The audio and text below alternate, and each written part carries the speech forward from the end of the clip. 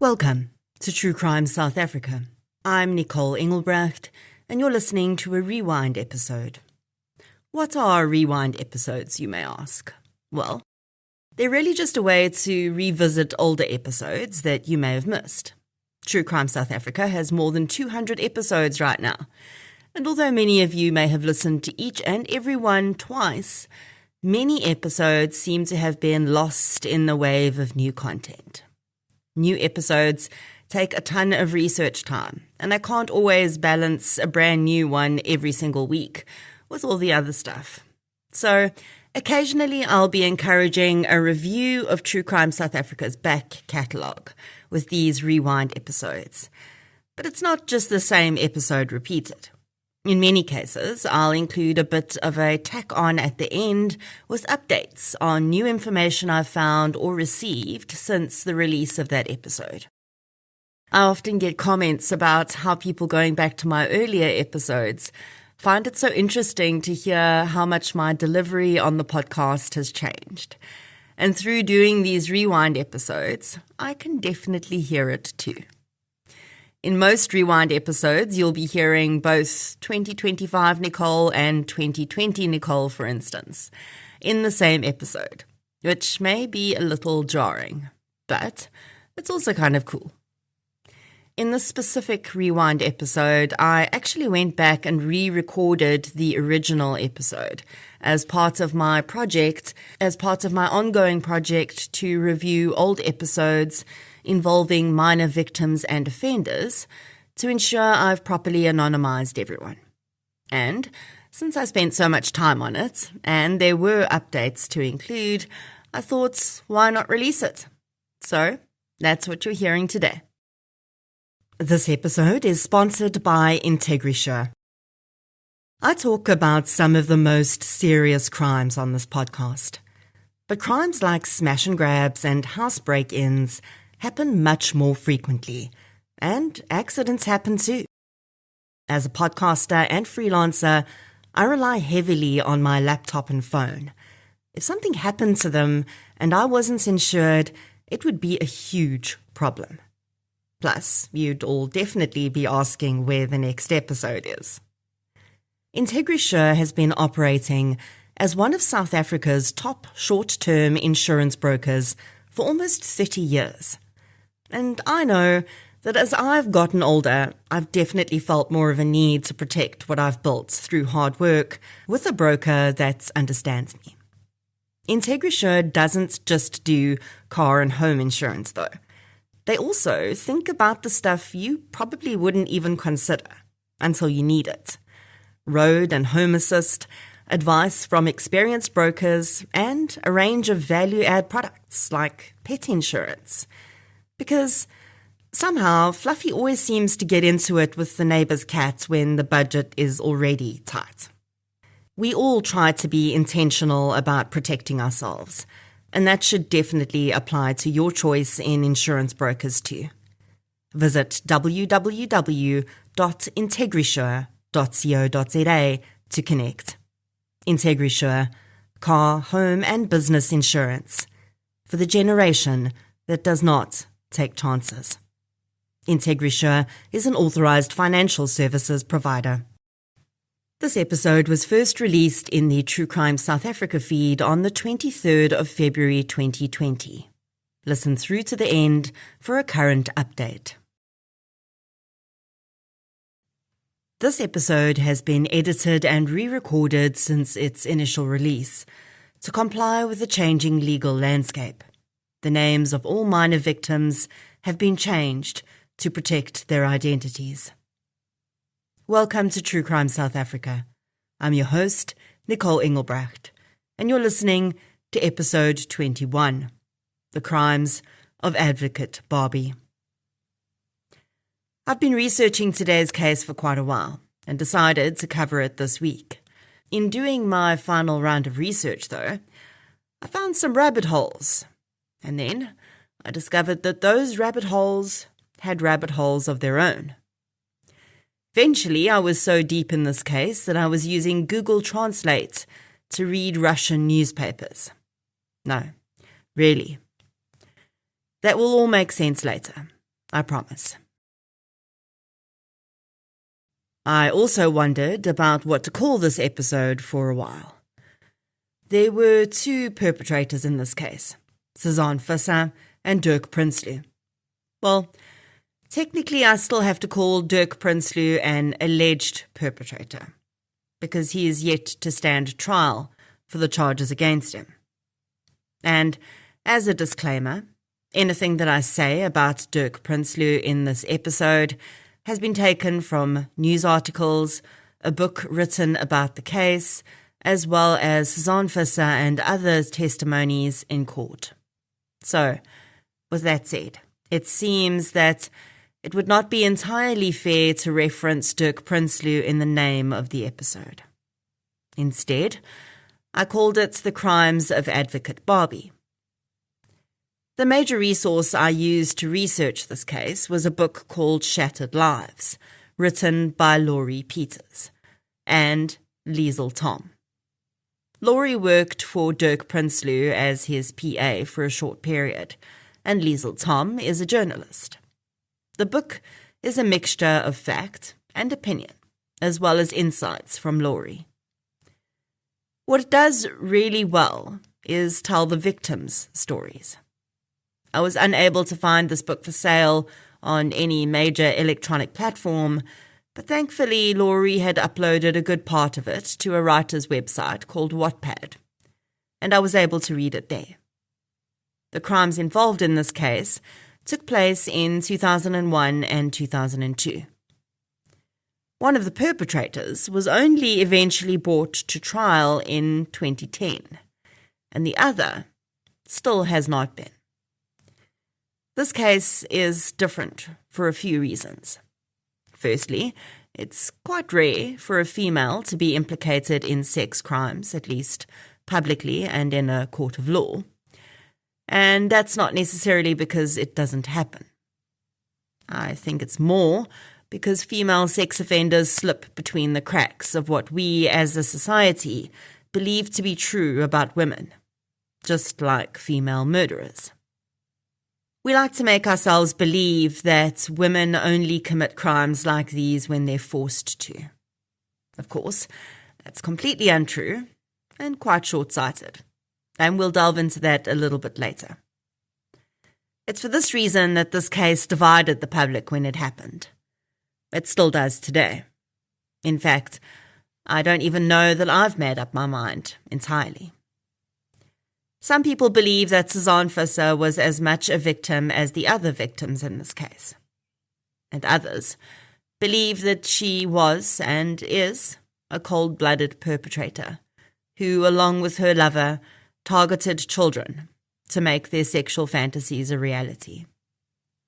Or maybe it was a bit of both, if that's even possible. I think I'm going to have to let you decide for yourself. So, let's get into Episode 21, The Crimes of Advocate Barbie. The names of minor victims in this episode have been changed to protect their identities.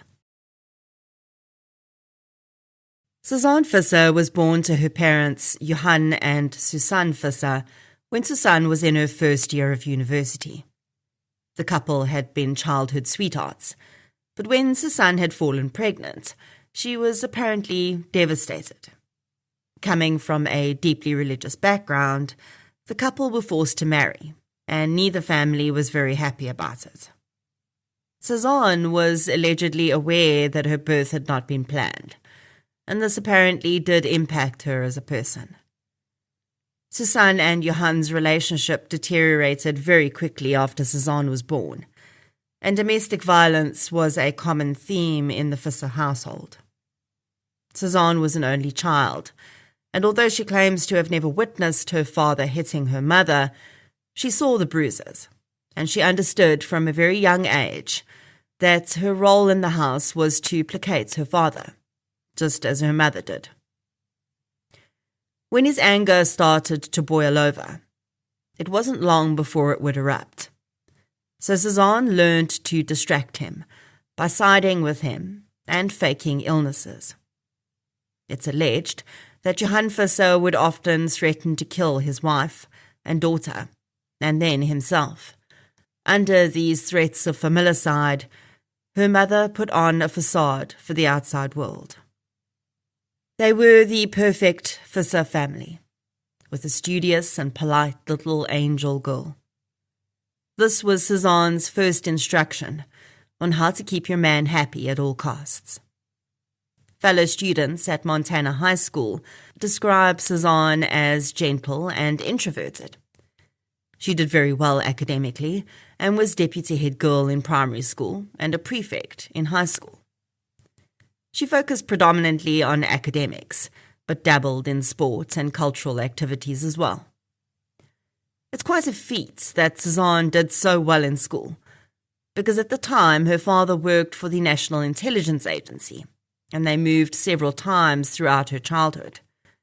Her mother did divorce her father at some stage, but they reunited and remarried, and by the time Cezanne matriculated and started her first year at university for her law degree, they were together again.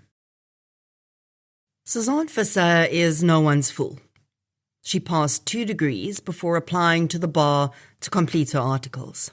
Cezanne was 24 years old at this time, and allegedly still very inexperienced in intimate relationships. After an alleged unrequited crush situation from Cezanne's side toward a mentor while she was doing her articles, she sat for her bar exam, and for the first time in her life, she failed.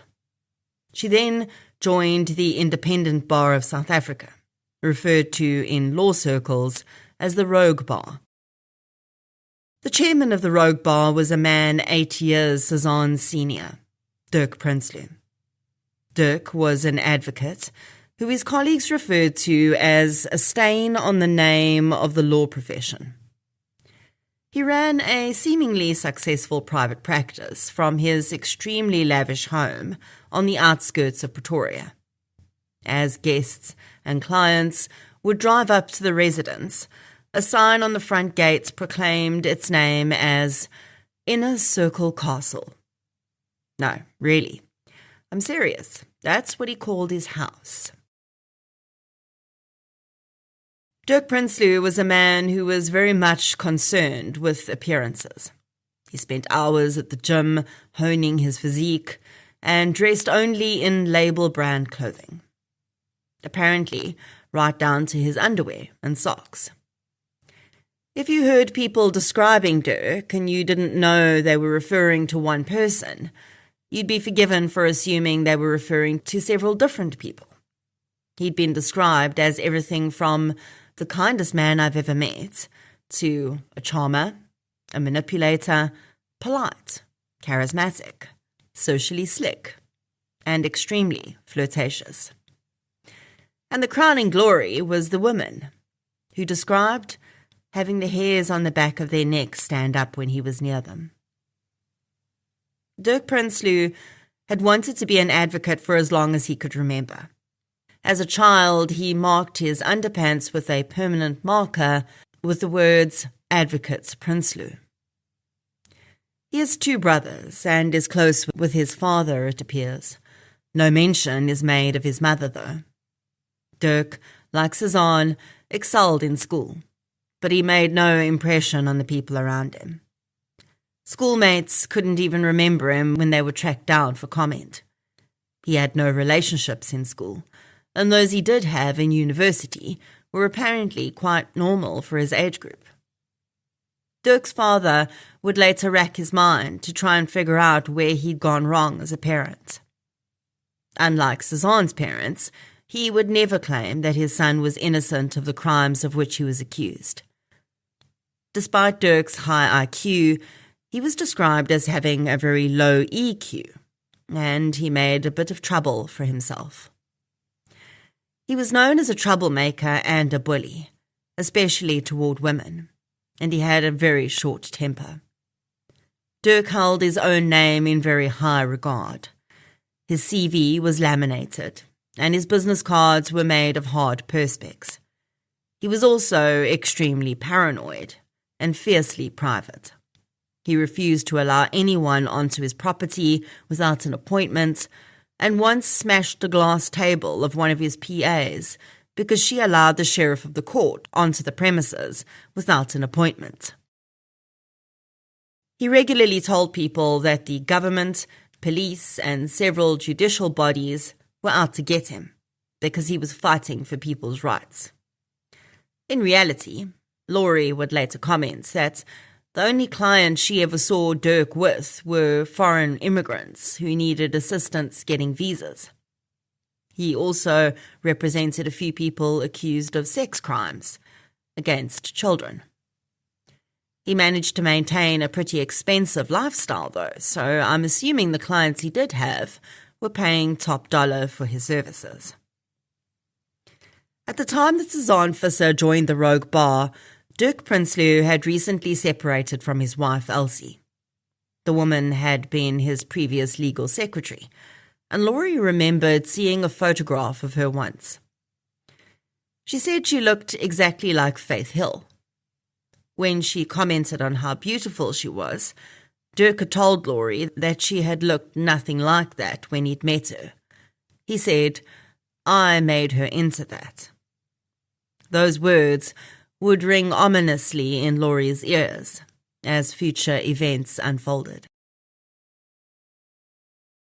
Apparently innocent and naive, Cezanne Visser was immediately in awe of Dirk Prinsloo, and he took an instant liking to the young advocate as well.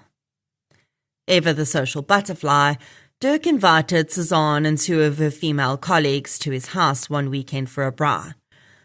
Although she was one of many guests, the others would later say that he only had eyes for Cezanne that day. He gave her a tour of his sprawling mansion, and Cezanne, being from a middle-class home, was dumbstruck at the opulence around her, as well as this intelligent and successful man who was looking at her as though she was the only person in the room. This visit would be the beginning of Cezanne and Dirk's relationship. She went home that night, back to her parents' home, where she still lived. But soon Dirk was declaring his undying love for her. He called her princess and seemed to worship the very ground she walked on. Cezanne was swept away on this wave of adoration. Very soon, Dirk started to make sexual demands of Cezanne. She says she explained that she was a virgin and had absolutely no experience with sex at all. She would later allege that at this point, he had shown her a pornographic movie and then told her to perform oral sex on him in the way the woman had in the movie.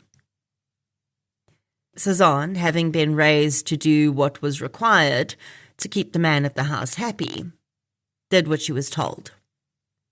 I do want to say at this point that the perspective we have on Cezanne and Dirk's relationship comes from Cezanne herself, as well as a few witnesses who were unlucky enough to witness some of the interactions. We don't know if this representation is 100% accurate, but for now, that's all we have, and mostly it is backed up by some evidence. Dirk convinced Cezanne to leave her parents' home and move in with him. Her parents, deeply conservative people, were horrified, but Cezanne was convinced that Dirk was her future husband, and she had never felt so absolutely adored by any person in her life. This act of over-the-top displays of adoration, praise, expensive gifts, and just general creepiness is called love bombing. It's a very common tactic used by people who are trying to get prospective partners, friends, or even employees under their control. We all have a pretty good idea of what the early days of a relationship look like. It's usually fun, a little awkward perhaps, and generally it moves pretty slowly as you both get to know each other. With love bombing, you'll experience major intensity very early on, so much so that it takes you aback. And while it's lovely to feel so adored and cared for, it somehow doesn't feel right, because this person barely knows you. Well, for the often narcissistic person extending this behavior, they know you just well enough to know that they want to control you. Because you haven't had time to see their negative personality traits yet, you don't see the invisible binds that are being placed around you, with each gift, compliment, and declaration of love, until it's too late. I don't know when Cezanne realized that Dirk Prinsloo was not entirely the knight in shining armor he'd made himself out to be, but their first night together was probably a good indicator. Cezanne would later describe her first penetrative sexual experience with Dirk as brutal. He knew she was inexperienced, but apparently made no effort to make the experience enjoyable for her. Later, she lay next to him and did what she learned to do throughout her life. Once again, she told him it was an amazing experience. Dirk's promises to Cezanne included that he was going to make her an international model. She was going to be a celebrity, he said, famous across the world, and he didn't think that she should even work as an advocate anymore, because it would only get in the way of her bright new future with him. Economic control. You don't have to work anymore. I'll take care of you.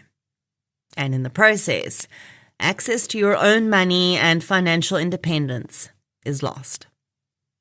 Dirk wasn't completely wrong, though. He did make Cezanne famous, or rather, infamous. She would have a hand in that too, of course. He promised that everyone would know her name, and we do. Dirk started designing the new Cezanne without delay. A pretty, but rather ordinary girl, would eventually have 3 breast enhancement operations. She went from a B cup to a double E. Strangely, Cezanne would state in court that she was only aware of 2 breast enlargements.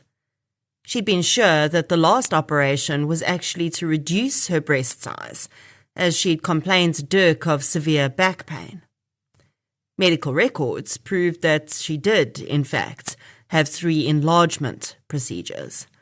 All had been booked, arranged and paid for by Dirk Prinsloo, and the surgeon had simply slapped implant on top of implant. Laurie had said that when she'd seen Cezanne changing, she'd noticed how malformed her breasts were. The redesigning of Cezanne continued with tattoos, including one at the top of her bikini line of Dirk's name. The word branding comes to mind, and not the marketing kind either. Cezanne's hair was peroxided to a white shade of blonde, and she was given extensions. She had fat removed from her buttocks and injected into her lips. Dirk took her to the gym twice a day, 6 days a week, and trained her himself. Observers noted that although she looked like she could pass out at any minute, she continued to push herself to please Dirk. Cezanne's body was never quite good enough, though, and many of Dirk's secretaries reported seeing Cezanne naked standing on a chair while Dirk scrubbed her buttocks and thighs with anti-cellulite products for hours. She wore contact lenses to change her eye color. She had a nose job and several piercings, including one in her genitals. She wore ridiculously revealing clothes, which were allegedly chosen by Dirk. On one occasion, the couple was seen parading through Menlyn Mall with Cezanne wearing a see-through outfit that Dirk had purchased at a sex shop. You don't ever have to have seen outfits at a sex shop to imagine that they are probably not appropriate attire for malls. Another method of control that Cezanne would allege was used against her was food. She claimed that she made extravagant meals for Dirk, but she was never allowed to eat them, because she may gain weight. Instead, she had to have a meal replacement shake, This was actually witnessed by Laurie. When Dirk and Cezanne ate at her house one evening, they each had a plate of food.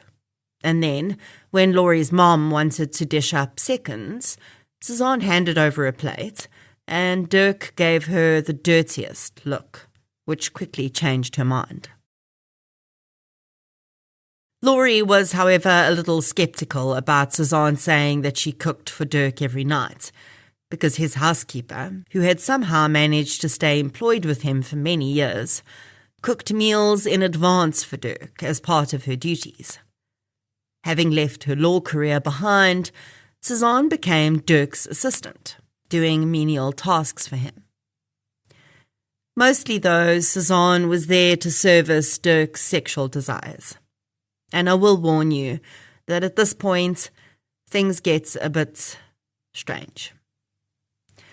Dirk Prinsloo reportedly had an insatiable sexual appetite, which he seemed to believe was Cezanne's responsibility to keep satiated.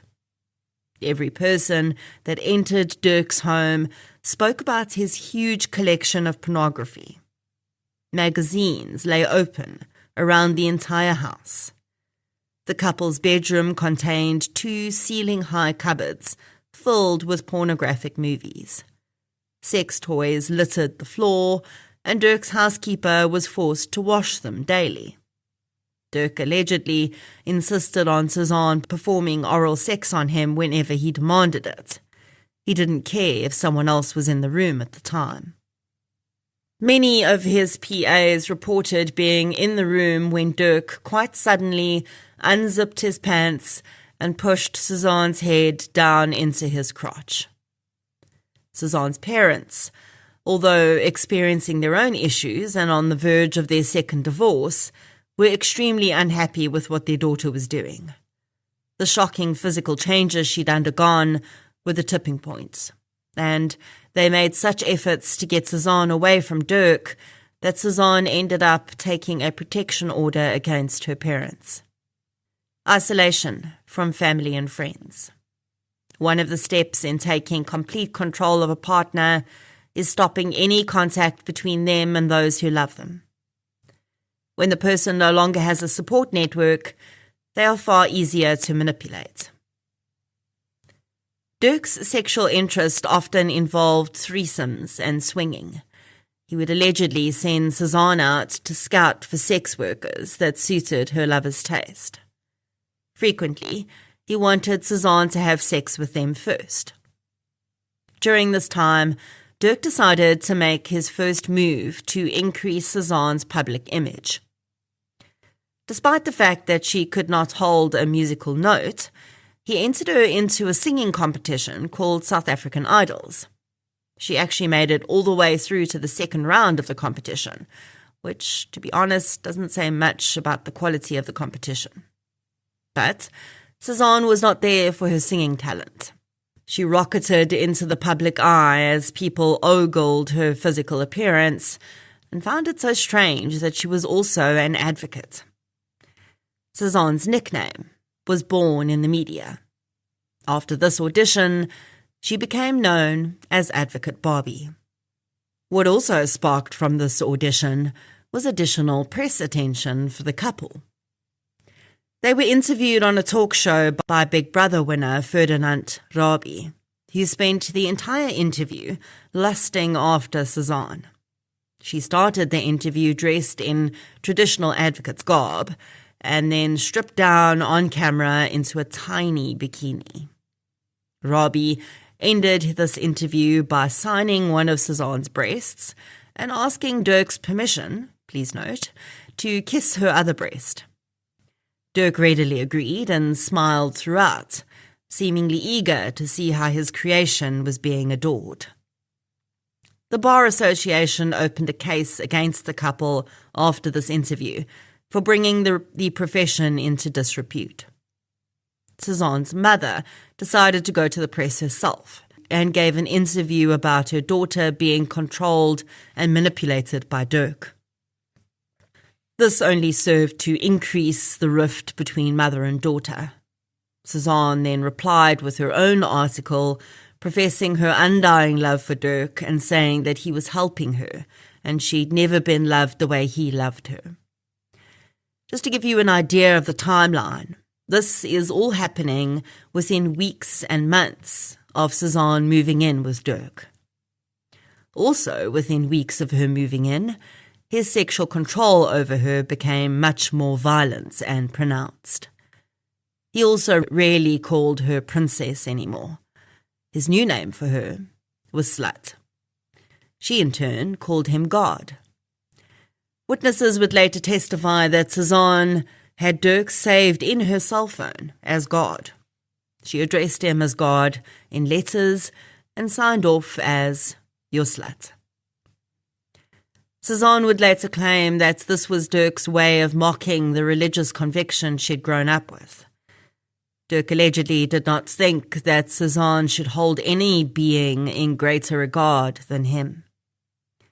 He further reinforced his mockery of her beliefs on a holiday in Mossel Bay. While driving, she said they came across a chapel on the side of the road. He took Cezanne inside and allegedly forcibly penetrated her while holding her down on the altar of the church. He would allegedly assault Cezanne during sex and force her to walk around the house naked. His PAs would later confirm that they had regularly seen Cezanne naked at the house. Dirk apparently had a predilection for using foreign objects during sex.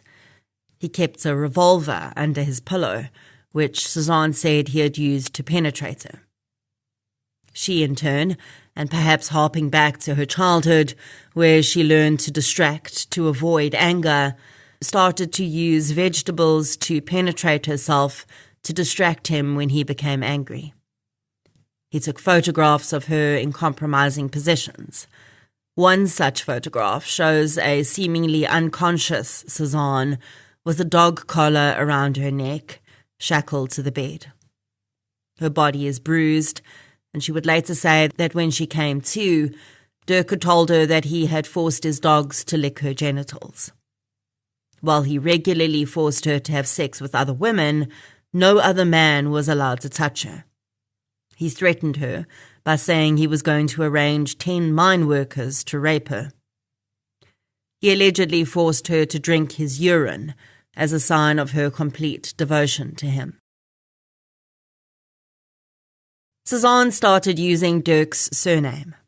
She claimed that he had convinced her that because they were now living together, they were common law man and wife.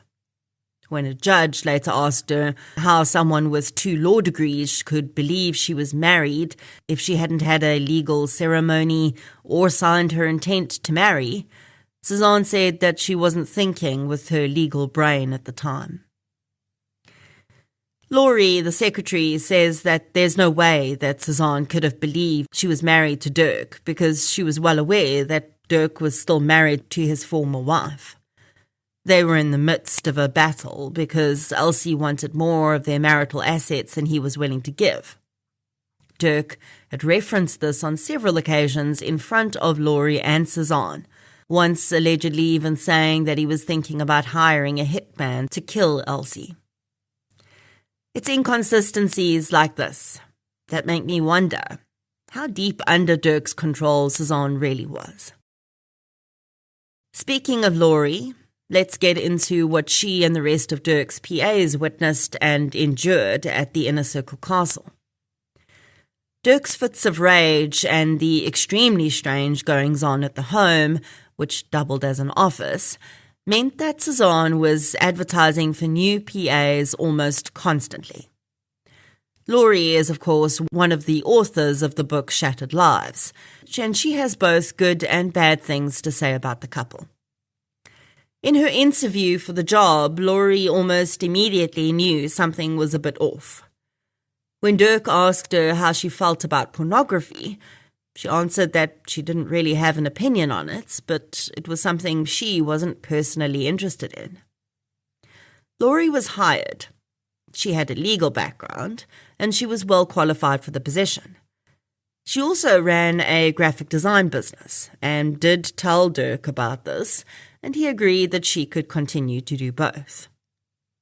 Laurie says that Dirk was a Dr. Jekyll and Mr. Hyde type character. You never knew who you were going to get. She says she wouldn't describe him as a tyrant, and even when he was in the midst of a rage, she still felt that if she voiced her opinion, he would stand down and listen. She would be the only one who would say that. And I think maybe that comes down to Laurie's own strong personality, and perhaps her qualifications. Dirk also helped with a few legal issues that Laurie had in her own life, and when he did so, he was kind and compassionate. Laurie did say that Dirk wanted to be a lord and master of every person in his life. He wanted to control the actions of everyone. Laurie also spoke about the huge amount of pornography around the house and the fact that the couple regularly touched each other's genitals in her presence. Laurie remained in contact with Cezanne's mother long after all of this blew up. That all started when the woman phoned one day wanting to speak to her daughter. Laurie had absolutely no idea that there was a rift between mother and daughter, so when Cezanne phoned, she told her that she would give Cezanne the message. The minute that Dirk heard her put down the phone and found out who'd been on the line, he flew into a rage. He told her that Cezanne had a protection order against her mother because she was trying to tear them apart, and she didn't want what was best for her daughter. By that point, Laurie had witnessed Dirk's treatment of Cezanne, the violence, the insults, and the controlling behaviour. Cezanne had sounded so desperate on the phone that Laurie felt sorry for her. The next time the woman phoned, rather than telling her not to call back as Dirk had instructed, Laurie gave the woman her home phone number. From that day, she would give her updates on Cezanne without Dirk's knowledge. Laurie would say that she saw two very different sides to Cezanne. They became friendly and bonded when Cezanne would cry to Laurie over Dirk's treatment of her. But she also saw a side that she described as darker. She says Cezanne milked her sexuality. She didn't seem at all put out by what Dirk had created in her physically. In fact, she told Laurie that the feeling of men lusting after her as she walked around and women gawking at her was addictive.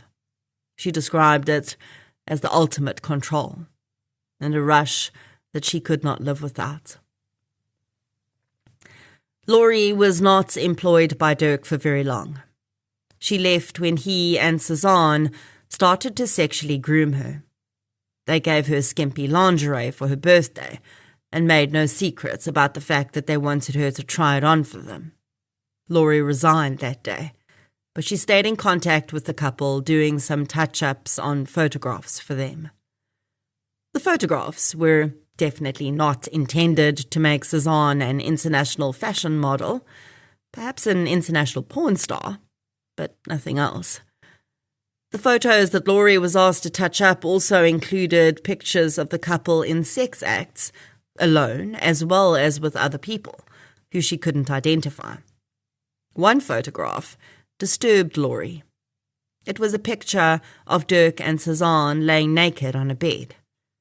Dirk appeared to be masturbating, and two naked red-headed females sat on the floor massaging their feet.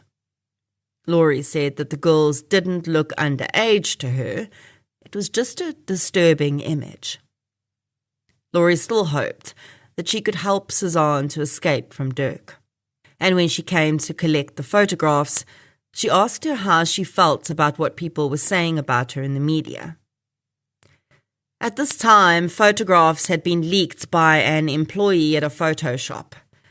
They were pornographic photos of Cezanne, and they'd initially been confiscated from schoolboys at a nearby high school. These photos ended up in the hands of a newspaper who wanted to publish them. Dirk sent a cease and desist order to the newspaper regarding the release of the photos, but the damage was already done.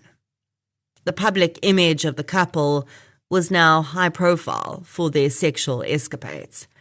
They were popular for being such an odd combination of a profession that was supposed to be ethical and hold itself to a high standard, and this insane private life they seemed to lead. Cezanne's response to Laurie's question about the bad publicity was that there was no such thing as bad publicity. It's all good, she claimed. I somehow think she may have a different answer to that question if she was asked today. On this day, Laurie had also noted that Cezanne had a new car. Her old blue Honda that she owned was gone and replaced with a maroon 4x4. Cezanne said at the time that the car was hers and that Dirk had bought it for her. Dirk later denied this when Laurie asked him, though, and he said it was his car and he just let her use it. The reality was that Dirk had told Cezanne they should sell her car and she could get the money and then he would buy her a new car and register it in her name. He did sell her car, but he kept the money and never registered the new car in her name. Mersha Jacobs was another personal assistant of Dirk's. She worked for them before Laurie did. Mersha is not her real name. She was only able to work for Dirk for 7 days. Mersha testified to having seen interactions between the couple that ranged from extreme violence to sexual acts conducted right in front of her. One of the reasons that Mersha's real name is not being used is because she was also a victim of Dirk's sexual abuse. Mersha was sexually assaulted by Dirk Prinsloo and forced to perform oral sex on him. After the incidents, he left the house. She removed every trace of her contact information from the premises and left. When a friend of Mersha's found out what had happened, she advised her to go to the police. Mersha had to go to hospital to be examined for police records, and the doctor that examined her said that she was in such a state of shock that he had no doubts she had been assaulted. Unfortunately, due to the nature of the sexual assault, physical evidence could not be recovered. But the doctor noted that her emotional reaction was similar to other rape victims he had examined. The doctor wrote out a sick note, excusing her from work for the next few days, or permanently, if need be. He faxed the note to Dirk from his offices. Within minutes, Dirk was on the phone to the doctor. He demanded to know exactly what Mersha had told him and what his physical findings had been. He also wanted a copy of the report that the doctor had submitted to the police. The doctor told him that he was not bound to release that information to him, and he could contact the police instead. In what would become a pattern for Dirk Prinsloo, whenever he was accused of anything, he struck back by laying a false charge of theft against Mersha. He claimed that she had stolen 10,000 rand from him, and Cezanne submitted a statement agreeing that this had happened. She went on to say that the sex acts between Dirk and Mersha were consensual because she'd been there, which is absolutely untrue. Mersha Jacobs would later have her charges against Dirk included in the trial against the couple. Rihanna Brink was hired as Dirk's PA after Laurie left. She knew Cezanne from having worked at the independent bar together, and they'd been friendly at the time, socializing and going to restaurants and pubs together. When Rihanna saw the adverts in the newspaper for a PA position, she had no idea that this was Cezanne's partner. When she arrived at Inner Circle Castle on the day of the interview and Cezanne opened the door, she actually didn't recognize her. Such was the dramatic physical transformation the woman had undergone. Cezanne recognized Rihanna, though, and Rihanna said she could not believe how different she looked. She too was asked the pornography question in her interview. Rihanna was in a very difficult period in her life and was desperate for a job. She and her husband had recently split up. They were also in a fierce custody battle for their daughter.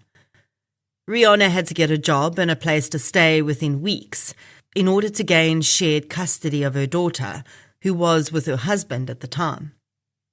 In the interview, Dirk informed Rihanna that she would be working for him 24/7.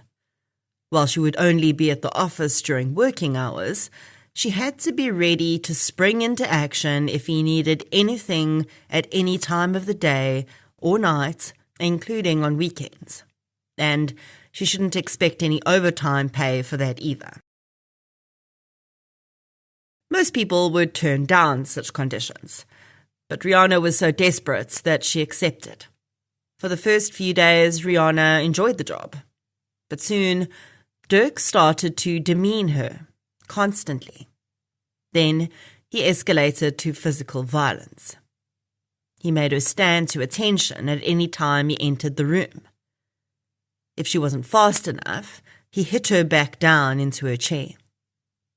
By this time, Dirk was well aware of her battle for custody and would intersperse his violence with offers to help her with money or to pay lawyers or to put a deposit down on a property.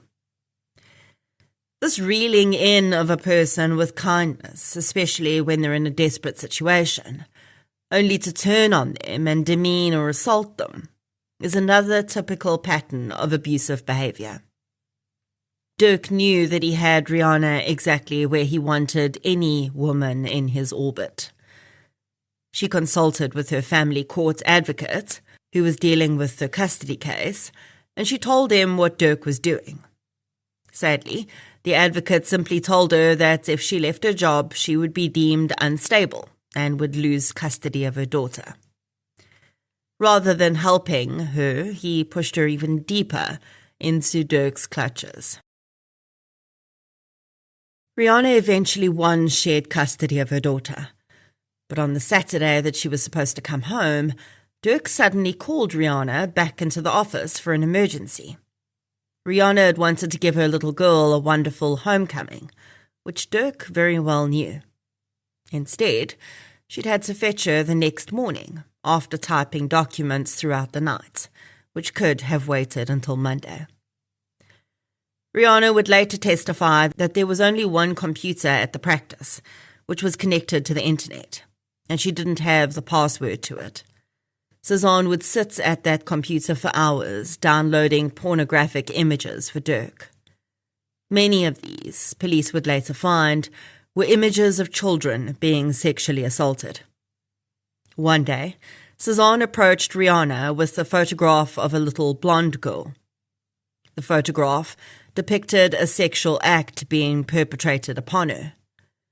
Cezanne quite likely told the horrified Rihanna that the girl looked just like her cousin, and she allegedly seemed quite excited about the fact. The amount of pornography in the house was another huge problem for Rihanna. She said that you could not go anywhere in the house without seeing an open magazine depicting violent sex acts. She had to look after Inner Castle when the couple went away, and she begged the housekeeper to help her pack away the magazines so that she didn't have to see them the whole weekend. The housekeeper refused, saying that Dirk knew exactly what page each of the magazines was open on and its location in the house. If they moved one, he would know. The housekeeper said she'd fallen foul of having moved a magazine before while cleaning and had paid dearly for it. Rihanna says that Dirk Prinsloo watched pornographic videos or looked at pornographic pictures almost constantly. He even had porn movies playing in his office while he was supposed to be working. She would be forced to watch Cezanne perform oral sex on him. Dirk told Rihanna that a woman's worth was based in how well she was able to perform oral sex. Rihanna would also be a witness to an even darker event in the house, and one that spoke to something very different happening behind the scenes. A doctor friend of Dirk's allegedly regularly delivered medications to his house without prescription, according to Rihanna. The two predominant medicines delivered were Viagra and Rohypnol. The former is, of course, a drug to boost male sexual performance, while the latter, although prescribed as a sleeping aid in some countries, is commonly known as the date rape drug and is frequently used by sexual predators to incapacitate victims to rape them. Rihanna described an incident where Cezanne had invited her to visit a beauty salon with her. They'd had their nails done, and then they had a Brazilian wax.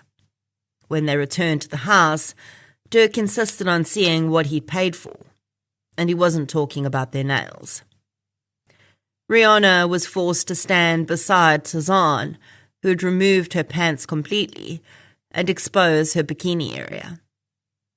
Rihanna says she pulled down her pants just enough to expose the skin, and Dirk took a photograph. Dirk constantly found things that he claimed Rihanna had done wrong and punished her by deducting money from her salary to repay the mistake.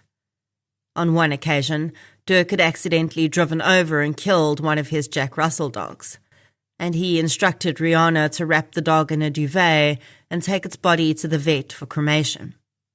When she returned, he asked her where the duvet was, and when she admitted that she'd left the blood-stained duvet with the dog at the vet, he deducted 400 Rand from her salary to replace it.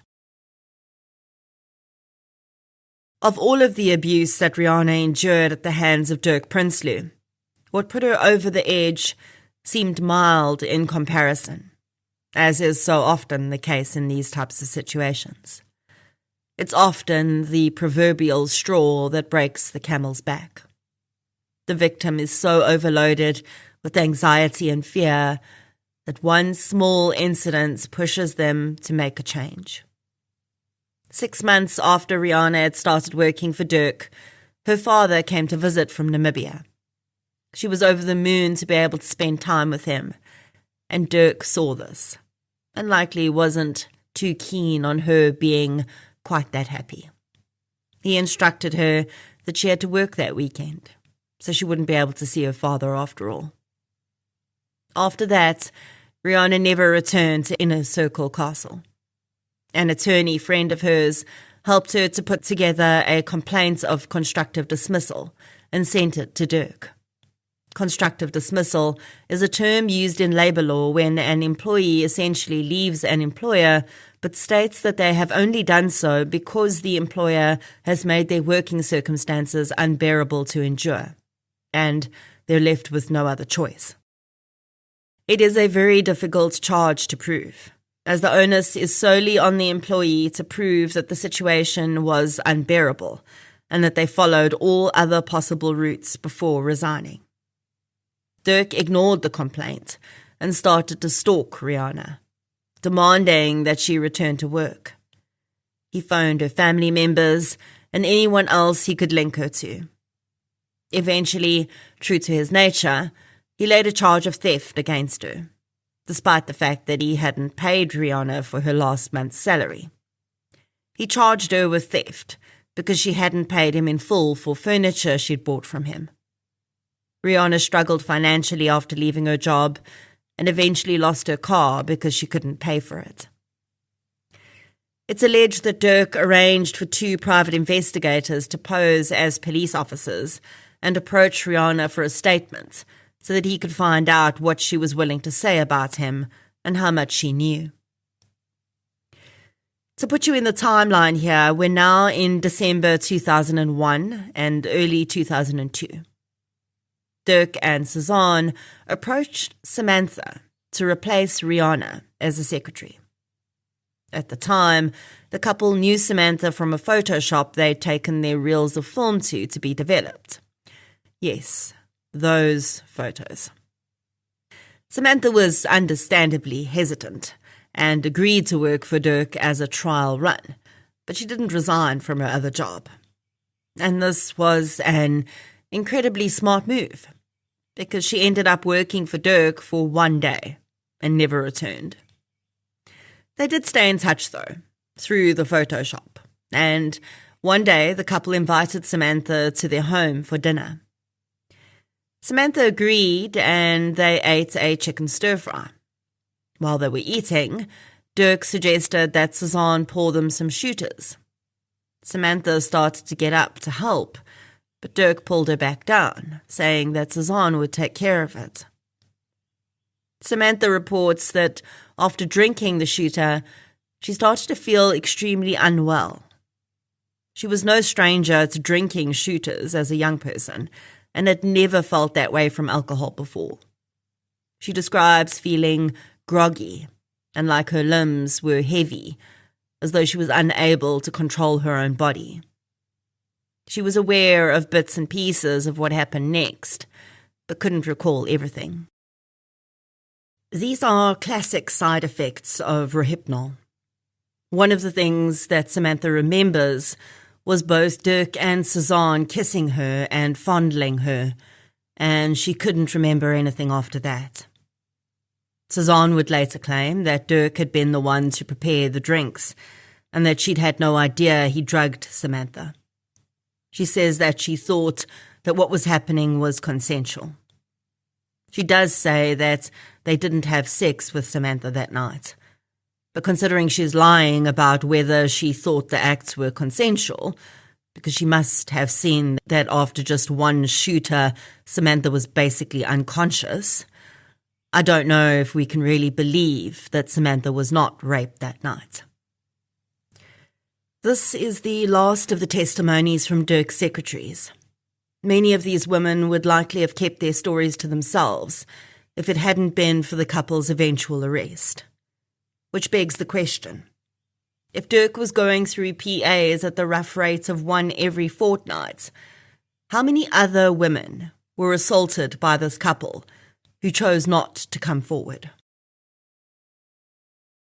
I decided to get into the testimony of the secretaries who were also victims first. But I must point out that at the same time that these women were working for Dirk and Cezanne, there were also other sex crimes taking place in the house, which would be the reason the couple were eventually arrested. Those crimes were against children. One victim was as young as 11 years old. And that's what I'll get into next. Just to remind you, the names of minor victims in this episode have been changed to protect their identities. Many witnesses testified to Dirk Prinsloo's interest in young sex workers.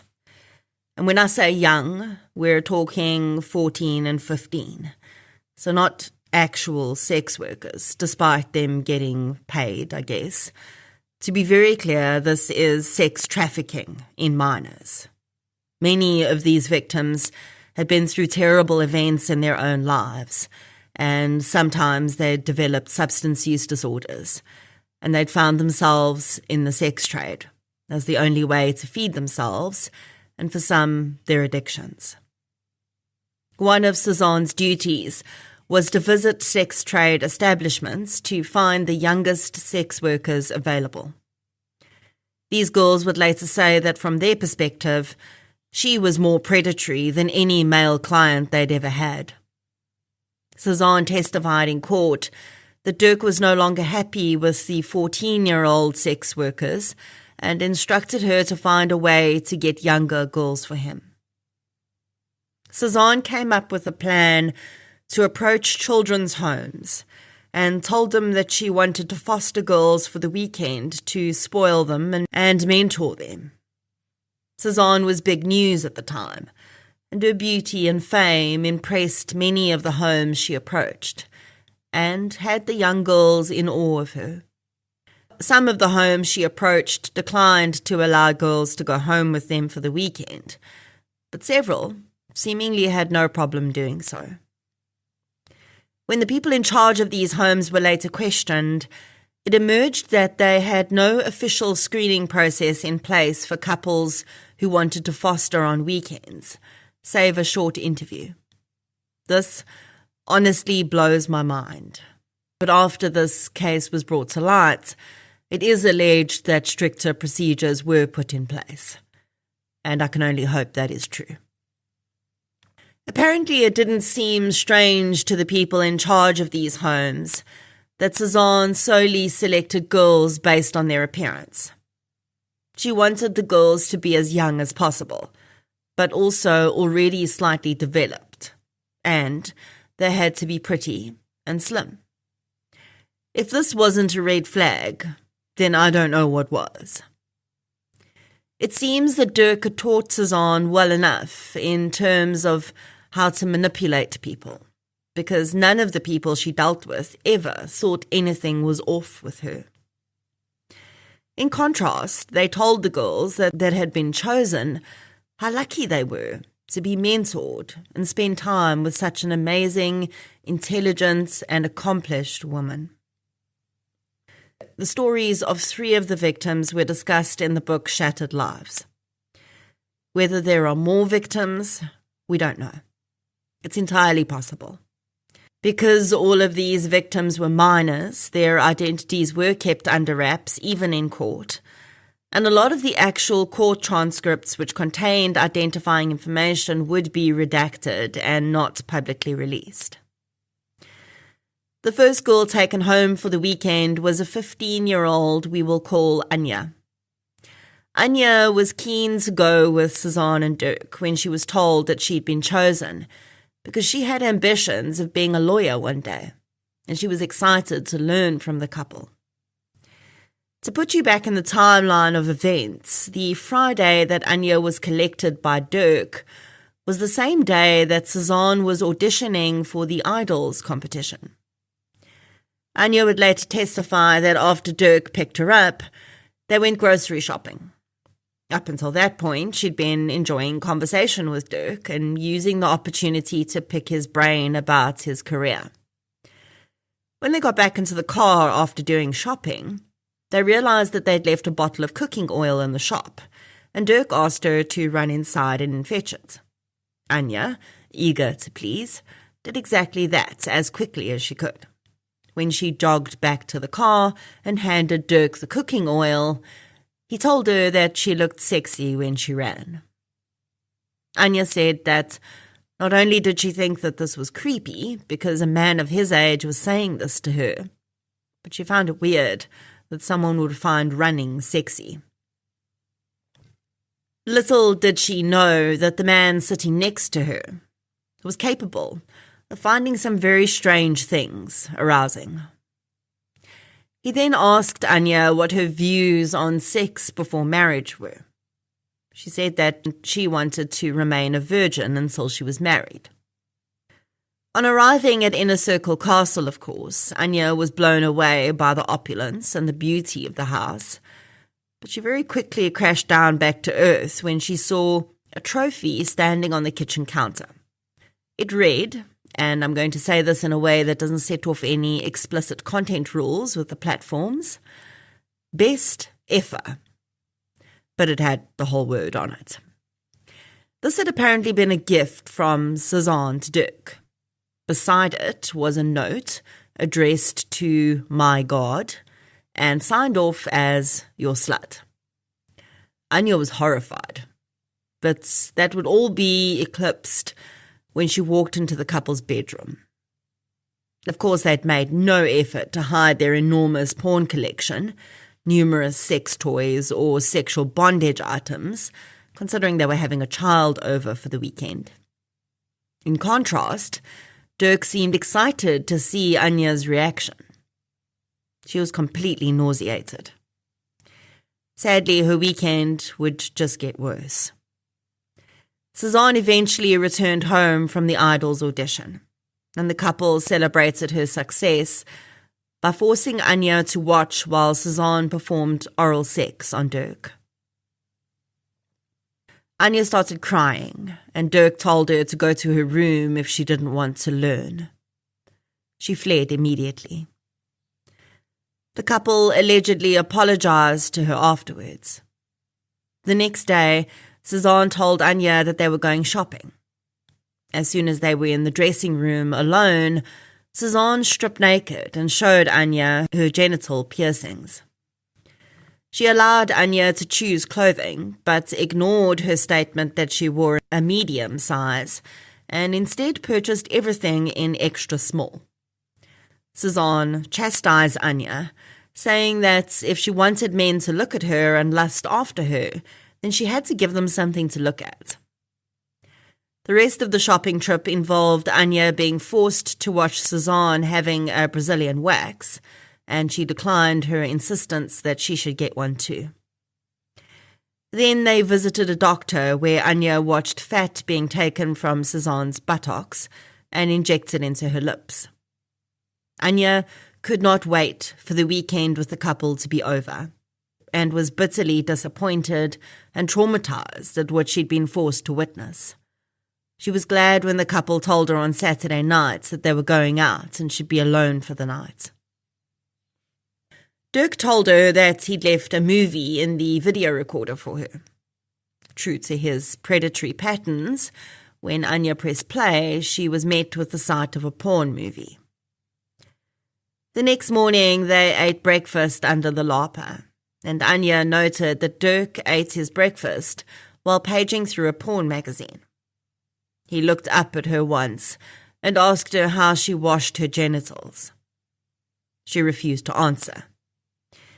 Then Cezanne started asking Anya about another girl from the same children's home. The girl was called Charmaine and was just 11 years old. Anya had never spoken to Charmaine, so she had no information to offer. But Cezanne pressed on, specifically wanting to know whether Charmaine had experienced any sexual abuse. Now, I have no idea what was behind this line of questioning, but the couple were clearly not out to avoid traumatizing anyone. So the only logical conclusion that I can reach is that this predatory pair were actively seeking out children who had already been groomed and preyed on by other pedophiles, as perhaps they believed it would be easier to target those victims, which is just incredibly disgusting. The couple later performed sex acts in front of Anya again, and then Cezanne offered to colour Anya's hair for her. Taking advantage of the fact that Anya couldn't go anywhere, she used the opportunity to explain to the child in great detail how to perform oral sex on a man. Anya was overjoyed to be returned to the children's home that afternoon. She did not immediately tell anyone what had happened because she was embarrassed and just wanted to move on. Her story would only come out after other complaints had been laid against the couple. Cezanne informed the home that the next girl they wanted to take for the weekend would be 11-year-old Charmaine, also not her real name. This choice was allegedly met with a bit of resistance from the home because Charmaine was deeply scarred from a difficult childhood and had not been at the home for very long. In their opinion, she was also too young to be fostered for the weekend. Charmaine herself had also stated that she didn't want to go with the couple. She was extremely shy and still adjusting to having been removed from her family, and she would later say that she got a bad feeling about Dirk. Cezanne, easily and with premeditation, circumvented this by finding out when the woman in charge was on leave and arriving on that day to collect Charmaine. The child's refusals were ignored, and she was marched to Cezanne's waiting vehicle and whisked off before anyone could think about whether it was the right thing to do or not. Such was the charm and manipulation of Cezanne Visser. What made it even stranger that this child was allowed to go with these people is how they were dressed when they collected her. Cezanne was wearing ski pants, 3 sizes too small for her, and a bikini top that barely covered her enormous breasts. Dirk was wearing lycra cycling shorts and was naked from the waist up. They explained that they were going to gym. As soon as they drove away from the home, Cezanne handed a pair of ski pants to Charmaine, who was sitting in the back seat, and told her to put them on. She initially refused, but Cezanne said that she was going to embarrass them at the gym because no one wore normal clothes there, so she had better change. The or else to the already frightened child was implied, Charmaine did her best to change without exposing herself, as Cezanne refused to take her eyes off her, and she caught Dirk watching her in the rearview mirror while she changed. When they arrived at the gym, the couple went off to exercise and left Charmaine wandering around on her own. When the couple took her to their house after the gym, she was almost immediately thrown into the lion's den.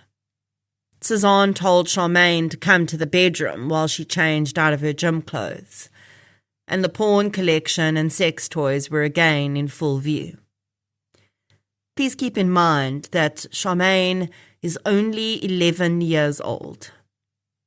She would later testify that Cezanne had stripped naked and used a vibrator on herself in front of her. She told Charmaine that it was her turn. The child refused, and instead Cezanne had continued to masturbate while fondling the child, who was frozen in fear and begging her to stop. When Cezanne was finished, she told Charmaine to choose a porn video from the collection. The child said she couldn't even look at the movies and just reached out and grabbed one without looking and handed it to Cezanne.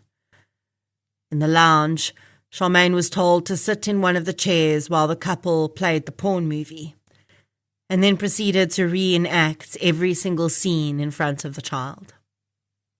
They then put Charmaine to bed. Dirk later came into her room and tried to kiss and touch her. The next day, Charmaine was forced to swim naked with Cezanne while Dirk watched, and then she was given clothing that she described as something sex workers would wear and instructed to put it on. She refused. Later that afternoon, Cezanne called Charmaine into the bathroom, where she found Dirk naked in the bathtub. She was instructed to perform oral sex on Dirk in the way that she had seen Cezanne do it. The child was paralyzed with fear, and when they realized that they weren't going to get her to do it, she instead had to watch as Cezanne did. When they were finished, Dirk left and instructed Cezanne to shave Charmaine's legs. Although the girl protested because she knew she'd get into trouble at the children's home, Cezanne held her down and shaved her legs. When Charmaine was returned to the children's home on Sunday, she was sobbing inconsolably, but the couple had threatened her with violence if she said anything, so for a while she kept quiet. Eventually, though, she couldn't take it any longer, and she told one of the house mothers about the horrendous weekend she'd endured. After Charmaine confessed about what she'd been through, Anya was called in and asked what her experience had been. She admitted that she'd had an equally disturbing weekend. Management at the children's home initially decided not to lay charges against Cezanne and Dirk because they didn't believe it would be in the interests of the children. Instead, they contacted other children's homes in the area and advised them not to allow the couple to take their children away for the weekend. The girls were given counselling to manage their trauma.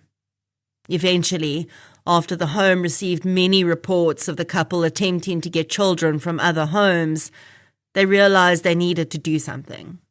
So they reported their incidents to the children's court. Sadly, we know how slowly the wheels of justice turn, and the couple would have more than enough opportunity to commit some of their worst crimes before anything actually came of the reports. The victim who would be perhaps most severely impacted by Cezanne and Dirk was a young girl we'll call Yolandi. We have quite a lot of information about Yolandi's life, and I think it's pertinent to tell some of her story. Yolandi was one of 4 children born to alcohol and drug-addicted parents. She and her older sister were extremely close, and when Yolandi was 9 years old, the sisters started begging on the streets for money for food. Their parents were also stealing to make money, and while they were out doing this, the children had to stay with their grandmother, who had recently remarried. It soon emerged that Yolandi's step-grandfather had been sexually abusing her, She reported this to her mother and father, who simply told her to essentially grin and bear it, and refused to report the sexual assault to police. After this, the girls started running away from home. They preferred to sleep on the street rather than in the same house with the man who was assaulting them with their mother's consent. They'd been on the streets for a while when their parents divorced. Each parent was already in a new relationship, and the girls were essentially abandoned, as neither parent's new partner wanted them around. The girls met a woman called Sue, who would help them on and off and be their only stability in their lives for many years to come. Sue was a soft-hearted local woman who regularly helped local runaways, giving them food, trying to help them get off drugs, and sometimes having them stay in her house with her own children. The girl's mother had heard that her daughters were staying with this woman, and she decided she didn't like it. Anytime she heard that they were with Sue, she would go and fetch them. They would then run away, and the cycle would perpetuate. Sue tried to get official help for the girls too, through police and social services. She alleges that the SAPS told her that the girls, despite being minors, had been living on the fringes of society for too long for them to be able to do anything about the situation. Social services took a harder stance and told Sue to stop meddling and threatened her with legal action if she continued to try to find help for the girls, because she was not a registered social worker. By the time Yolandi was 11 years old, she was already drinking alcohol daily and smoking marijuana. She was occasionally placed in a children's home, but would run away, as she said it was worse than living on the streets. Yolandi wanted to live with Sue, who was happy to take her in, but her mother would hear nothing of it. She constantly complained to social workers or collected Yolandi from Sue's home. Eventually, Yolandi started using heroin and began living with 17 other street children in an illegally occupied derelict building in Pretoria. The SAPS was trying to have them removed, and Sue was trying to get the building declared a safe zone for the children. She could no longer have them at her own house, as she'd been threatened with eviction several times for having the down-on-their-luck crowd living with her. This fight eventually made the news, and one Cezanne Visser contacted Sue to offer her services as an advocate to help the fight. Sue had no idea who Cezanne was, and wasn't familiar with the advocate Barbie persona either. She eagerly accepted the woman's help. It's unclear how much help Cezanne and Dirk were in the matter, but it did get them access to vulnerable children. Yolandi was trying her best to get her life back on track. She'd gone to rehab and managed to get off heroin, which is no easy feat. She was staying with Sue and had even gone back to school. Cezanne, though, had taken a liking to Yolandi, and it wasn't long before she was attempting to convince Yolandi's mother to let the child visit them for the weekend. Yolandi was more than willing to go, because she greatly admired Cezanne. But her mother had heard stories about the busty blonde and was not as eager. In typical parental grooming behavior, Cezanne started in on earning Yolandi's mother's trust. She would be allowed to take the girl to a mall for a few hours at a time, and the report back from the child was always glowing. Eventually, Yolandi's mother relented and allowed her daughter to visit with Cezanne at her home on the weekend of her 14th birthday. The one condition was that she had to be back home in time to celebrate with her family on the Sunday. Cezanne agreed, and Yolandi was collected on Friday. That Friday night was quite normal, but on the Saturday, Dirk instructed Cezanne to make Yolandi a cup of Milo. The girl would later say that she did not remember very much after that cup of Milo. She did recall camera flashes going off and had vague memories of being raped by both Dirk and Cezanne. Cezanne, of course, would later deny any involvement, saying that she'd gone to lock the doors and close the windows in the house, and when she'd returned, she'd found Dirk raping Yolandi. When Yolandi woke on Sunday morning, she was still extremely groggy, and Cezanne held her up while she administered a vaginal douche to the child, clearly attempting to remove any DNA evidence from her body.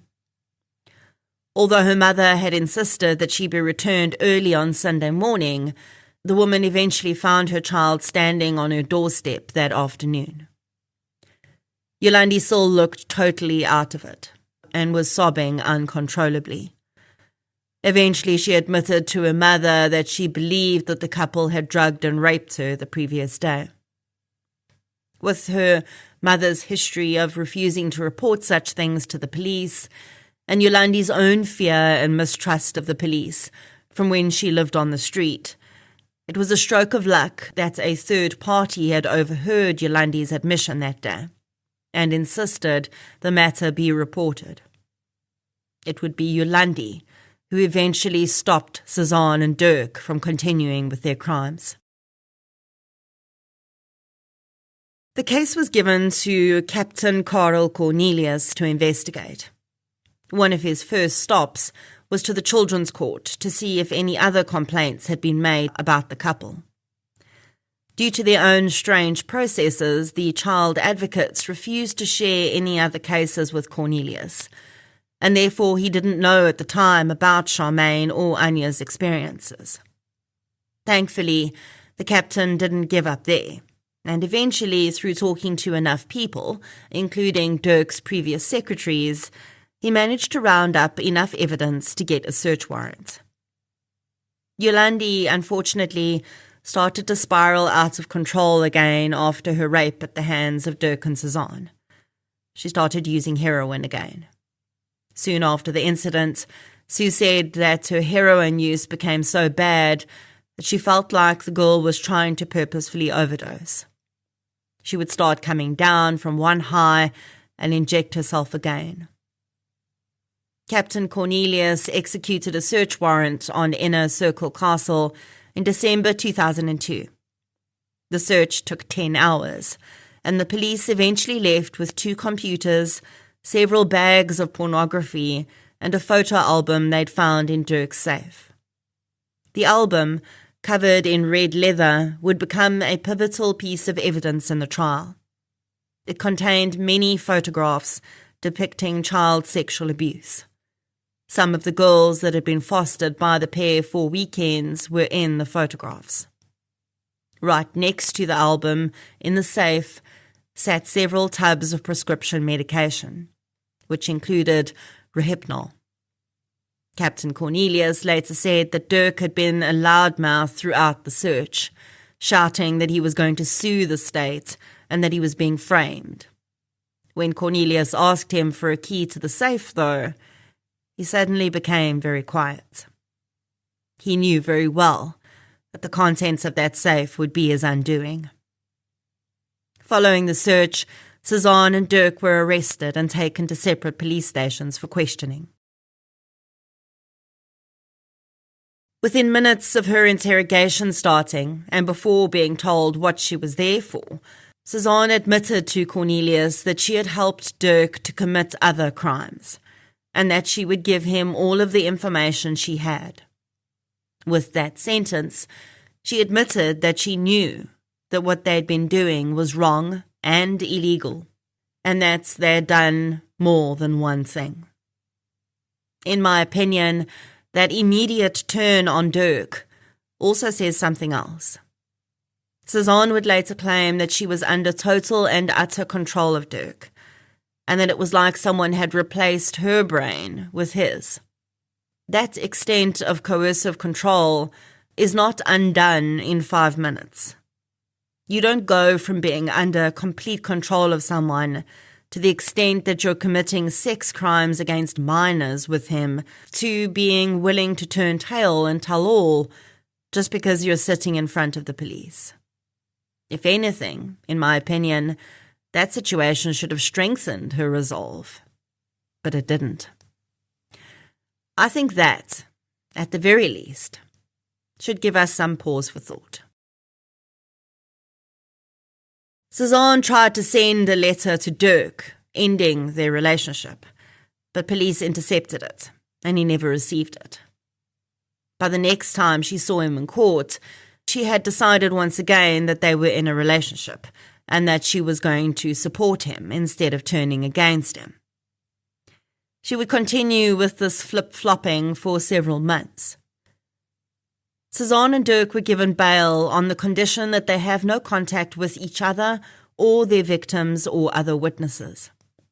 Dirk tried to fight against the no-contact order, claiming that it was unconstitutional to not allow a married couple to have access to each other. This is the extent of this man's narcissism, despite the fact that the prosecution could have very easily proved that they were not married. He saw fit to present this lie in court, and his attorney went along with it. The order remained in force, though, and Cezanne had to go live with her mother. Dirk did not comply with the order, and he constantly tried to get in contact with her and arrived at Suzanne's house regularly. At this point, Cezanne had been convinced by her mother that she needed to end the relationship, which she did. Dirk didn't care, though. On Valentine's Day, he sent Cezanne a bunch of roses in a crystal vase. Her mother wanted to throw the flowers in the dustbin, and when Cezanne refused, they got into a huge fight, which ended with Suzanne smashing the vase on the floor. Cezanne called Dirk to collect her, and she moved back in with him, once again taking out a protection order against her mother. Dirk had moved back to his love-bombing phase with Cezanne, presumably attempting to guarantee that she didn't testify against him. The couple presented to the courts that she could not be forced to live with a person against whom she had a protection order, and she had nowhere else to go, so they had to relax the order of no contact between the couple. In reality, Cezanne had many places to go at this time. Her father, Laurie, and several other people had invited her to stay with them to get her away from Dirk, but she didn't want that. Dirk put Inner Circle Castle up for sale, and he purchased a farm in Bella Bella. Captain Cornelius was struggling to get enough evidence together for his case, as Dirk was hiring people to threaten witnesses. Yolandi was difficult to work with. Cornelius applied to the court for additional time to start the trial, but that was denied, and the prosecution had to retract the charges against Dirk and Cezanne, with the caveats that they could be reinstated as soon as they had enough evidence to go to trial. In all, both Cezanne and Dirk had been facing 11 charges of sexual abuse each. Suzanne, in the meantime, had come to a stark realization that if she was going to be able to protect her daughter from Dirk, she would have to pretend to like him. It was the only way. She called the couple and asked to meet with him. She told them that she realized she had been wrong all along and that she wanted to support them through this difficult time. She sang Dirk's praises and eventually managed to convince them that she was on their side. I don't think she realized at the time how closely she was dancing with the devil and the consequences that it would have for her with the charges against him having been dropped. For now, Dirk reverted back to his old self, turning Cezanne back into his sex object. And now that Suzanne was in their lives, she witnessed it firsthand. Dirk allowed Cezanne and Suzanne to go on holiday together to Cape Town, and when he picked them up at the airport on their return, he showed both mother and daughter how much respect he had for either of them. When the woman got into the car, Cezanne in the front and Suzanne in the back, both realized that Dirk had his penis outside of his pants. Without greeting Cezanne, he pushed her face into his crotch, and she performed oral sex on him while her mother covered her own face with her jacket in the back seat so that she didn't have to watch. She knew as well as Dirk did that if she protested, her daughter would be lost to her again. In 2003, the case was officially reopened, and they were both charged again with the same 11 offences.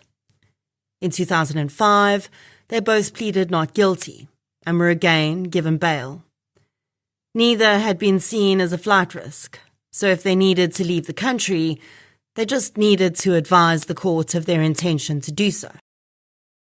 Dirk travelled to Russia once during this time and returned, and then, in November 2005, he advised the court that he planned to spend Christmas in Russia. The court agreed and postponed the trial to April 2006. The set date came and went, and there was no sign of Dirk Prinsloo. He'd fled the country and not returned. He was not in contact with anyone in South Africa, and even his attorney had no idea where he was. An international arrest warrant was issued, and he was placed on Interpol's list of wanted fugitives. It's unclear when Cezanne and Dirk's relationship actually came to an end, but by the time he left her holding the proverbial bag, it was most certainly over in Cezanne's eyes. She started the process of returning her physical appearance to normal. She had her breast implants removed and stopped applying peroxide to her hair. She swapped her contact lenses for glasses and cut her hair into a bob.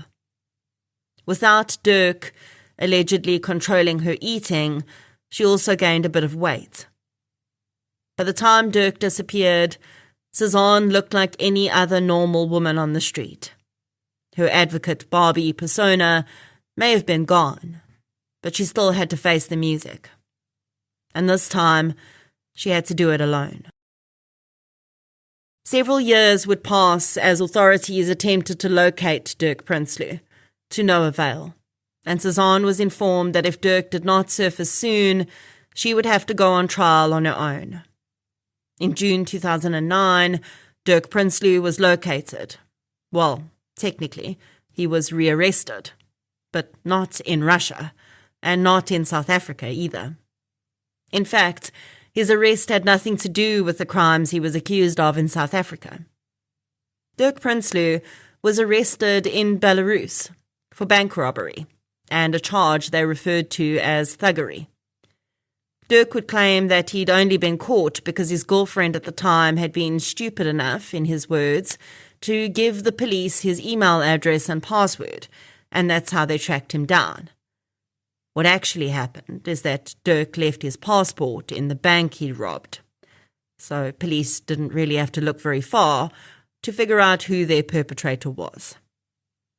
Dirk, of course, will never admit to this because it makes him look like the bumbling fool he is. In the 3 years that Dirk had first been in Russia and then in Belarus, he'd racked up a string of girlfriends. He'd even fathered a child with one of them. Many of the women described him as charming, but several women came forward with reports of domestic violence, and one even later accused him of attempted murder. An image of Dirk on trial in Belarus was splashed across South African media. In it, he was sitting in a cage in the middle of a courtroom. The cage is standard practice to house accused persons in Belarus, but it did feel very fitting. As soon as the news broke in South Africa that Dirk had been arrested, a South African journalist travelled over to Belarus to speak to him. She described him in an article as being overweight and unkempt, and he would later tell her that this had really hurt his feelings. It emerged that Dirk had been travelling under a fake name, and all of his girlfriends, even the one he'd had a child with, knew him as Michael Grant. He told everyone he was an Australian businessman. Apparently no one was able to tell the difference between a South African accent and an Australian one, which doesn't really surprise me, as many foreigners mistake the two. Of the charges against him in Belarus, he told the journalist that he just seemed to have the habit of falling in love with the wrong women. Dirk was found guilty of many of the charges against him in Belarus and sentenced to serve 10 years in prison. He made no bid to be returned to South Africa. This sentence meant that South African authorities decided they would no longer hold off on Cezanne's trial, and they would deal with Dirk separately when he was one day deported back to South Africa. Cezanne attempted to claim that she had experienced battered woman syndrome, and while she denied many of the claims against her, the ones she could not deny she instead blamed on being controlled by Dirk. Now don't get me wrong, battered woman syndrome is a very real collection of symptoms related to sustained emotional, financial, and physical abuse, and may be and has been a fair enough defense in some cases, where there is sufficient evidence of such. In this case, I don't know so much. Sadly, in 2010, the same year that Cezanne was convicted of all the charges against her and sentenced to 7 years in prison, Yolandi took her own life. Cezanne attempted to appeal her sentence, but this was refused. She would eventually only serve 3 years, before in 2013, after 2 prior refused parole hearings, she was granted parole under certain conditions. Both Dirk and Cezanne's names were removed from the list of advocates, and Cezanne's name was placed on the sex offender register. She was also put under house arrest for the remainder of her sentence, with an allowance that she could go to work, but she had to return by a stipulated time and was not allowed to leave her house for any other reason unless she had permission to do so. In 2018, Cezanne married a businessman from KwaZulu-Natal.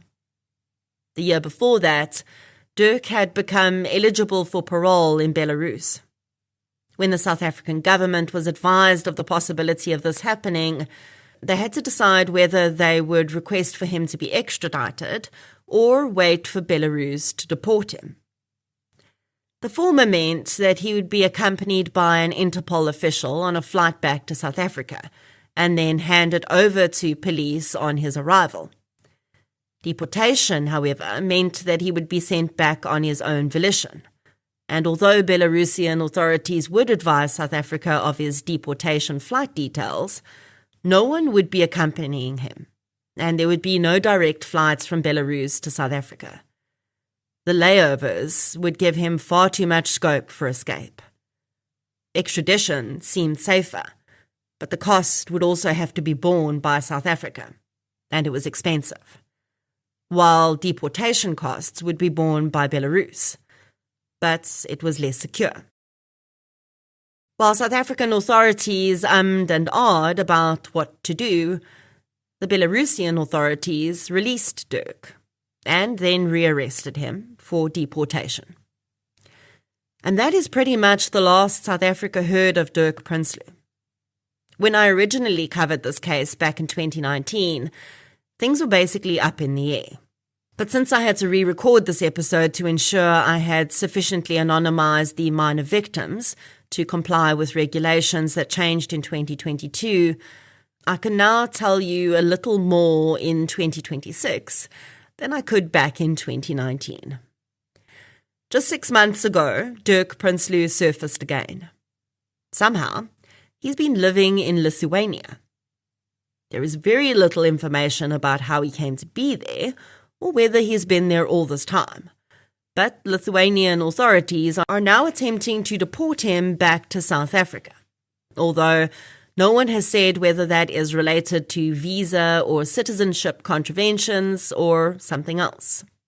South Africa is allegedly engaging with Lithuanian authorities, but there's no extradition treaty in place between the two countries, so there is a lot of red tape to get through. Dirk Prinsloo is fighting the possible deportation/extradition because he says that he will not get a fair trial in South Africa. Whether Dirk Prinsloo will ever face justice in South Africa for his crimes remains to be seen. Sadly, for at least one of his victims, it's too late. So I said in the beginning of this episode, that I still had no idea whether I agreed with the side of the debate that says Cezanne was just another victim, or with the side of the debate that says she was a predator, just as Dirk is alleged to be. I think it may be a mixture of the two. There is no doubt that Cezanne experienced some level of control and abuse at Dirk's hands. There are external witnesses and evidence which confirm that. The question is, how much impact did that control and abuse really have on the crime she committed? I can't help but compare this case to the likes of Rosemary and Fred West in the UK, and our own infamous alleged predator couple Joey Harthoff and Gert van Rooyen. In both those cases, the woman was seen to have been a pawn in the relationship, forced to take part in their male partner's crimes because they were abused or otherwise controlled. Also, in both of those cases, it was proven that the woman had equal, if not more, significant involvement in the more sadistic parts of the crimes, of their very own volition. I don't know that we can compare Cezanne to either one of those women, but it certainly is an interesting contrast. To our knowledge, Cezanne has gone on to live a completely normal life without committing any other crimes that we know of. As we've seen with other criminal couples, though, and even in the group murder scenario of the Krugersdorp killers, sometimes all it takes to wake up nefarious desires is someone meeting the right, or rather wrong, person.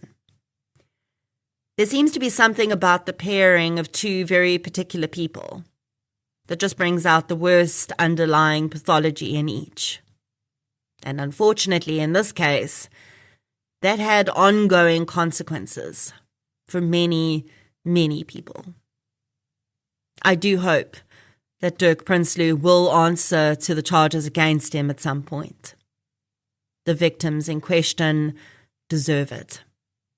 And I, for one, would sleep a lot easier knowing that he's not out there manipulating, controlling, and abusing anyone else. Updates on episode 21 as at April 2026. Because I ended up re-recording this episode before releasing it as a rewind episode, you already have heard some of the updates in the body of the original episode. But there are some more. Firstly, I wanted to address how interesting I found it that 6 years later, I decided to handle this case quite differently from how I originally did. While I did anonymize the victims originally because they were minors, I decided to remove a lot more of the information that I had shared about them because it could actually identify them. As you'll have heard, I included a lot of mentions of the fact that I changed the names of the victims, even the deceased victim, even though her real name has been in the public domain. And this is because I noticed after I initially released the episode in 2020 that some people who had known the victims were confused as to why their names had been changed, and some even said that they thought that this was disrespectful, obviously not understanding why I was doing it. The reason I gave the deceased victim a pseudonym as well is because I shared a bit about her life, which, although pertinent to the abuse she suffered in these crimes, probably wasn't something her family would want linked to her name forever. And it felt a bit salacious to include her real identity for really no reason. I also realized that I had initially included the actual identity of an alleged rape victim without even realizing I'd done that. That rape was never included on a charge list to Dirk, to my knowledge, but with what I know now, I also realized how deeply harmful that could be, even though the victim has actually spoken publicly about it. I also approached how I spoke about Cezanne differently. My views on her actions and crimes are still very much the same, but I think I've come to understand some nuances over the years when it comes to offenders. And as a result, I found that some information I'd shared about her that didn't actually relate to the crimes wasn't really relevant, so I removed it. There was also a point where I actually reconsidered republishing this episode at all. I wondered if I was just rehashing something that had been a big headline at one point, and I was thinking about all the emails I'd probably get from those close to the perpetrators or the perpetrators themselves, telling me how I was re-victimizing someone who had served their time. And yes, Cezanne Visser has served her time, and I'll talk a bit more in the moments about what her life might look like now. But firstly, these victims still suffered greatly. And secondly, the second alleged perpetrator still has not been brought to trial for these crimes. And that is really what confirmed for me that I needed to republish this episode. As at April 2026, Dirk Prinsloo remains in Lithuania, fighting his forced return back to South Africa, claiming that he will not get a fair trial here. He is attempting to get refugee status in Lithuania. On the basis of these claims, I then also wondered whether pushing this back into the feed could actually be harmful to the case against him. Could he claim that coverage had prejudiced him? But really, as with any other case I cover that's not been fully entertained in the courts, I have only included information that is already in the public domain through court records or public interviews, and everything else is clearly stated as either the opinion of a particular witness or hearsay based on experiences by these individuals. All of this could and should be tested in court if it has not been already. None of what I've shared here changes the physical evidence of what was found in Dirk Prinsloo's home or the case the investigating officer has built. I would also hope that if it came to it, Cezanne would be willing to testify against Dirk, as that would truly be a test of her remorse, in my opinion. Of course, it would pull her right back into the public eye, but in my view at least, it would be the right thing to do. And on that topic, let's talk about Cezanne Visser today. The last time she was mentioned publicly was in 2023, when Huisgenoot wrote an article following up on this case. In that article, the journalist detailed a conversation they'd had with Cezanne, as well as someone close to her and her husband. When the journalist first set out to write the article they had, naturally, they tried to make contact with Cezanne and initially struggled and assumed they'd have to write it without her input. But then they got a call from a withheld number, and when they answered, it was Cezanne, saying that she'd heard they were looking for her. The journalist recounts how Cezanne went on to explain that she's now happily married and living in Gauteng. She said she's done her best to build a successful life and really does not want to be pulled back into the spotlight. And that is completely understandable. But unfortunately for her, until Dirk stands in front of a judge and receives a judgment based on a fair trial and the preponderance of evidence, this will never be over. That's not to say she doesn't have the right to continue on with her life and make the best of it. Of course she does. And as far as we know, she seems to have been a model of rehabilitation. To our knowledge, there have been no further crimes, and she is now a businesswoman and contributes to society. Especially where a sex offender is concerned. This is perhaps the ideal outcome. I have no idea how the surviving victims feel about this case, still hanging in limbo 2 decades later.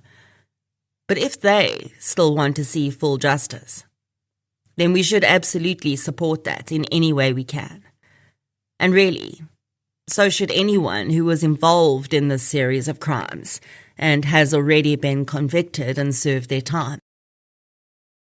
For me, true rehabilitation includes the acknowledgement of the harm caused to victims. And tacked onto that is the responsibility to do anything within your power to ensure you assist the victims to receive full and final closure. Until that happens, no one can truly move forward in every sense of the word. If I look at South Africa's track record of actually getting accused persons back to local soil for trial if they've escaped overseas, I'm honestly concerned that Dirk Prinsloo will never face the charges that remain here for him.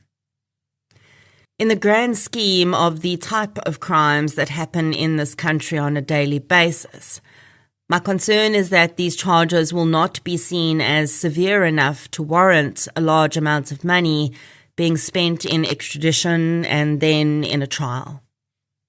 Don't get me wrong, I absolutely think it's worth it and should happen.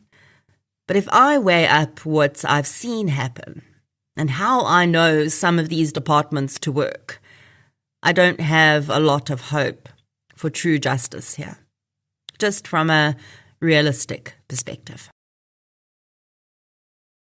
It was interesting for me to notice how my views on female offenders were already developing in 2020 when I originally covered this case. In just a year of starting this podcast, I'd already started to question this idea that female offenders are all either these Black Widow constructs or somehow being led around by their nose by their criminal partners. Today, I understand this far more deeply than ever before. In fact, there might even be a future book about the topic. As a society, we need to approach these cases involving female offenders with an evidence-based view and stop the preconceptions. Female offenders are undoubtedly different to male offenders, but they are no less guilty. Simultaneously, I acknowledge that in some cases there are elements of coercive control or abuse present. But we see that with male offenders sometimes too. We have seen cases where a male offender has been manipulated and coerced into committing crimes by a female offender. And that can be acknowledged while also not condoning the crimes themselves. Elements like coercive control can be taken into account during sentencing, but it never makes you more or less guilty of a crime. Self-defense is a different matter here, and that's not what we're talking about. I found it incredibly interesting that when Huisgenoot wrote that article in 2023 about Cezanne and this case, there was a little insert on the page where they compared her actions to that of Nandipa Magudumana, a former medical doctor who's accused of assisting convicted murderer and rapist Thabo Bester to escape from prison and stay on the run. Magudumana herself has occasionally suggested that she may have been a victim of abuse or coercive control. But all of her actions in court to date have suggested a defense around her simply not being guilty because she says she didn't do what she's accused of doing. She also hasn't publicly shown any animosity toward Bester. I get the parallels, of course. Both Magudumana and Visser were attractive, intelligent, professional women in well-respected professions who no one would have pegged to be criminals or involved with men like Bester and allegedly Prinsloo. But why are we trying so hard to find reasons for their crimes, while simultaneously instantly accepting that their male criminal partners must have committed the crimes they're attached to? I struggled with this for a long time, and I still do sometimes. I think the best explanation for it that I've heard from all the experts I've spoken to about this is that there is a very good chance that none of these parties would have been able to commit the crimes they did if they hadn't found themselves involved with that very specific other partner. They may have done something, sure, But both the male and the female offenders, or accused offenders, came into the situation with a very specific underlying pathology, which was just horribly, perfectly activated by that of the other. Of all of the rabbit holes I've gone down in this case, though, the one that still haunts me in 2026 is this. We know for the most part what Cezanne Visser has been doing for the last 2 decades, where she's been and what her life has looked like. But we have absolutely no idea what Dirk has been doing. Yes, he was in prison in Belarus for a few years, but since then, and before that, he was just out there, living his life. From reports, it seems clear that many women have come forward to say that they've dated him while he was on the run. One even had a child with him. And if the allegations of paedophilic tendencies from Dirk are valid, we know individuals like that do not stop. If he was truly preying on 11-year-old girls in South Africa, he absolutely would not have ceased that behavior when he was no longer in the country. And sadly, every country, no matter how well-resourced, has a vulnerable part of their population with equally vulnerable children. And I think that is a pretty good reason for this episode to stay in circulation. Because until Dirk Prinsloo comes back to South Africa and proves his innocence, every single child and woman in the countries he lives in could be in danger. And really, that is a terrifying thought.